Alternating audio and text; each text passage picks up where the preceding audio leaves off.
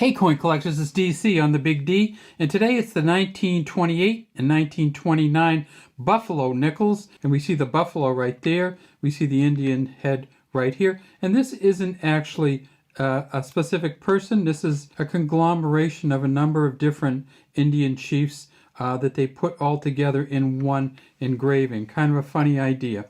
Right on the front of it, you see this one way down here, it says 1929.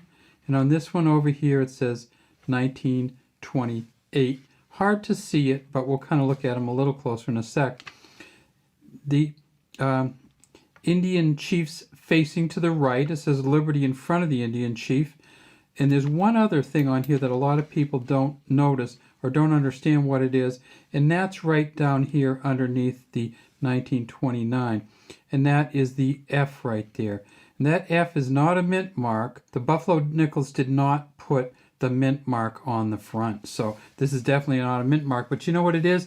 It's the engraver's initials, and that's James Earl Fraser's initials, and there's the F down there.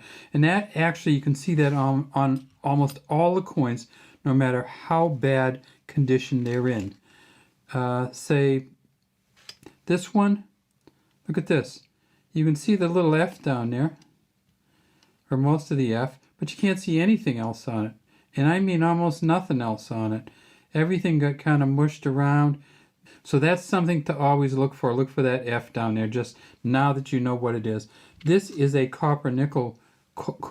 This is a copper nickel coin, 75% copper, 25% nickel, a smooth edge coin. And when we get onto the back, we see that there is a American bison or buffalo on the back. It says United States of America around the top, E pluribus unum here. Buffalo is facing to the left. Down here it says 5 cents. And if there's a mint mark, it'll be right under the E and the C where they come together from the 5 and the cents. The mint mark would look something like this. And you don't really, it's hard to tell what mint mark this is, and there's only 2 mint marks. So this either has to be a D or an S, and it is a D. So D for Denver, S for San Francisco, and no mint mark for Philly. At the Philly Mint in 1928, they made 23.4 million of these, and they found 3 of them at an MS67 Plus so far. You know, those are worth $17,500.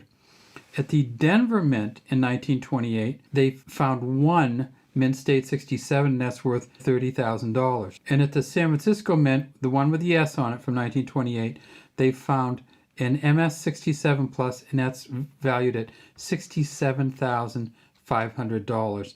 And they only made 6.9 million of them there. So total coinage in 1928 was 35, almost 36 million coins. So that's the 1928.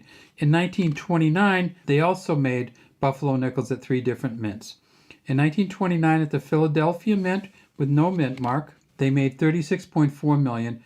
And so far, they found 1 MS67 Plus that PCGS values at $20,000. However, the auction record for the 1929 Philadelphia nickel is $63,250 for an MS67 in 2005. Nobody's seen a price like that since, and you'll probably never see a $63,000 Buffalo nickel again. What about the Denver Mint? Well, I don't have one of the D's here, but it would just have a D underneath. They made 8.4 million. And at MS67, the Denver Mint's worth $30,000. Finally, at the San Francisco Mint, they made 7.8 million, and they found 4 MS67 Pluses with the S on the bottom of the 1929 Buffalo nickel.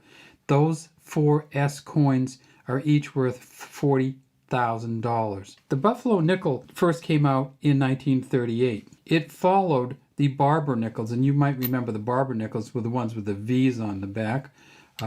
And the Charles Barber engraving on the front. The Barber nickels were made from 1883 till 1913, and then for 1 year they made both the Barber nickels and the Buffalo nickels. And they did the same thing on the other end. In 1938, they made the last of the Buffalo nickels, and they also came out with the Jefferson 5-cent coins. So this is a Jefferson 5-cent coin, you know it, with the Monticello on the back, and there's the mint mark over there. Back in 1938, this is a San Francisco mint. So in 1938, they made Buffalo nickels and they made Jefferson nickels. And in 1913, they made barber nickels, and they made buffalo nickels. All right, that's all we have today from Big D Coins. I would love to have you subscribe to the channel and leave any comments you have in the comments section.